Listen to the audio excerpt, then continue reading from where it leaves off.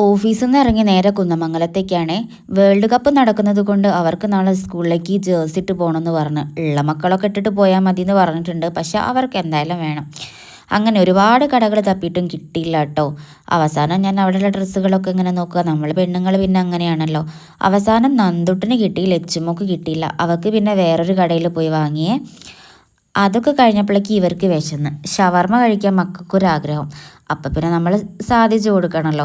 ഞങ്ങൾ 2 ഷവർമ്മ വാങ്ങി 4 പീസാക്കി. അതിൻ്റെ സന്തോഷമാണ് നന്ദുട്ടൻ്റെ മുഖത്ത് കാണുന്നത്.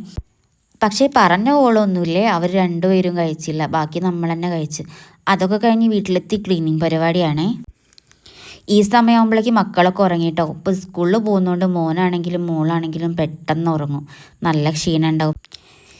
മക്കളെ ഞാൻ വേറെ റൂമിലാട്ടോ ഉറക്കിയത്. മേലെ ഒറ്റയ്ക്ക് കൊണ്ടുപോയി കിടത്തണ്ടേന്ന് വിചാരിച്ചിട്ടേ. അങ്ങനെ മോനെടുത്ത് മേലോട്ടൊക്കെ കിടത്തി. ഇനി മോളെ വിളിച്ച് കൊണ്ടുവരണം. ഇപ്പം തന്നെ സമയം 12 മണി കഴിഞ്ഞു കേട്ടോ. ഒരുവിധം എല്ലാവരും 10 മണി 11:30 ആകുമ്പോഴേക്കും ഉറങ്ങൂലേ. പക്ഷേ എൻ്റെ സമയം 12 മണി 12:30 കേട്ടോ. ജോലിക്ക് പോകുന്ന ഒരുവിധ അമ്മമാരൊക്കെ ഇങ്ങനെ ഇരിക്കും. പിന്നെ മക്കൾക്ക് പഠിപ്പിക്കാനും മക്കളെ കാര്യങ്ങളൊക്കെ കഴിയുമ്പോഴേക്ക് ഏകദേശം ആ ടൈം ആവേ. നമ്മളെ കുടുംബത്തിലെ കൊച്ചു കൊച്ചു വിശേഷങ്ങൾ നിങ്ങൾക്ക് ഇഷ്ടമാവണമെങ്കിൽ ഒന്ന് ഫോളോ ചെയ്യണേ.